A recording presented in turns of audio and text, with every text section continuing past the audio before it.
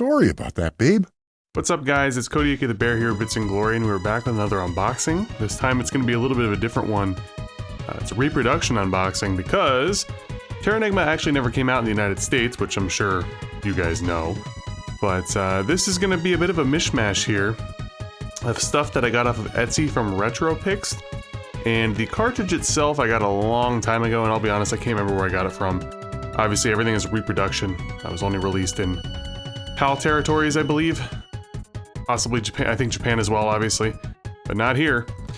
Anyways, so let's take a look. Here we have the classic NTSC North American style box. Really nice looking, good quality. Obviously a little bit shinier than your traditional box. Take a look at the sides here. The dimensions are almost perfect. It is slightly bigger, meaning it fits in a little bit snug in my protectors, but it's fine. And here we go, some screenshots from the game. A boy's curiosity triggers events that lead to the resurrection of life on this planet. In the distant past, a calamitous struggle between light and dark took place on this planet. The clash of the two opposing powers scoured the planet's surface entirely of life, and the two forces fell into a deep sleep. In the world on the inside of the planet, there exists just one small village of Krista. Ark, a mischievous teenage boy, somehow causes a crisis in the village that makes it necessary for him to leave. His trip to save his fellow villagers eventually becomes a journey across time to resurrect the planet. On his epic journey, Ark must resurrect continents, revive all forms of life, and re-establish civilization. What fate awaits Ark at the end of his journey? Here you can see from Reproduction, obviously the game was published by Enix. So you got that going on there. Pretty cool stuff. Let's take a look at the inside of the box. Now this is stuff that I did use recently on my playthrough, which if you haven't checked that out, feel free to do so. I have a playlist set up and it also is on my live tab. I believe it was 8 parts long. So here we go. Take a look at this first. Obviously, box insert. And I mentioned that the game itself was not by Reproduction, but it was a reproduction that I got some years ago. It was actually harvested or made from real carts. I think most of them were donor carts, like games like Madden and stuff like that. Excuse me. Here you go. Pretty cool. I haven't tried it out in a while, but I'm sure the battery still works, and even if it doesn't, I could always replace it myself. But yeah, I played through with the FX Pack Pro, just because, you know, you never know with batteries anymore, right? So, all right, let's take a look at the stuff that also came with it from Reproduction. We have a nice full color instruction booklet slash manual, as well as a poster map. We'll take a look at the poster map first.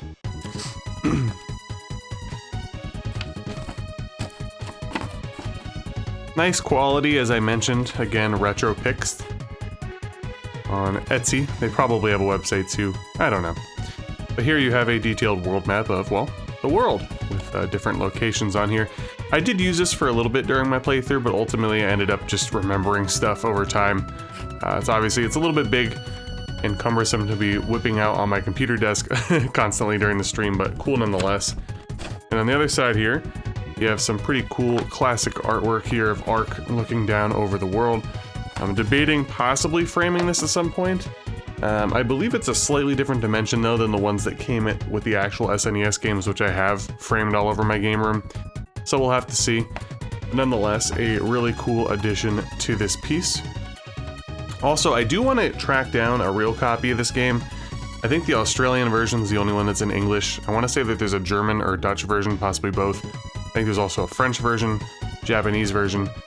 Either the German or Dutch, again, I don't remember what it is, came with an oversized box along with a strategy guide, which is pretty cool. Obviously, it's not in English though, but I would like to get that for the collection just because I think the oversized box is really cool, but looks like it's going to run me over $300, so no time soon. But let's take a look here at the instruction manual, and from what I saw a scan of, I'm assuming, the Australian version online. It's basically a 1-to-1. So pretty cool, very colorful as you could expect from back then. Again, this reproduction was by Reproduction. Not going to read this stuff, it looks like it's the same exact thing from the back of the box. Cool Terranigma artwork there as well. Breakdowns of the characters as well as some obviously artwork. Fida kind of reminds me of lead character from Soul Blazer. Obvious reasons, I'm sure. Getting started with the game. Again, the manual is pretty good, goes over all of the basics of the game, you know, buying stuff, saving, looking around the world, weapons, armor, the controls, the magi rocks and magic system, as well as the differing attacks and movements that Arc can do throughout the game, as you can see here. Again, everything laid out very beautifully. I miss the way that things were laid out back then. It's really a shame that we don't get manuals anymore at all, let alone things in color. Gonna flip through here we go. List of spells, you know, as far as the actual usage of magic and magic rock and spells and stuff in this game, well, I'll get into that more in my review, which will come out after this video. So I'm not gonna go off on those tangents. Here you got your box as well as Yomi's stuff. Going over the weapons, again, nice artwork throughout. Various armors and stuff that you will find throughout your journey. Oh, knew that was gonna happen sooner or later. Going over the item window as well as the items that you will find throughout the game. Little shot there of the airplane, which you get later on. We have a monster gallery here, which actually is pretty interesting. Kind of odd that they just chose these guys, especially Bloody Mary, who's one of, if not the hardest boss in the entire game. But none of the other bosses were really there. And some good little Q&As to kind of help you through mostly the beginning of the game, because there are a couple tough spots. So it's always pretty cool. And it continues on there. That should be plenty to get you started and on the way. And that's what we have here for, again, this is a reproduction. This is not a real copy at all, but I do hope to acquire a real copy. Again, possibly want to go for the oversized box, even though it's not in English. But if I decide to go in English, I'll have to get the Australian version of the game. Hopefully you guys enjoyed this unboxing. Again, if you haven't already, check out my playthrough, which was live streamed here on YouTube. And stay tuned, probably in the next day or so, for the review. Take care.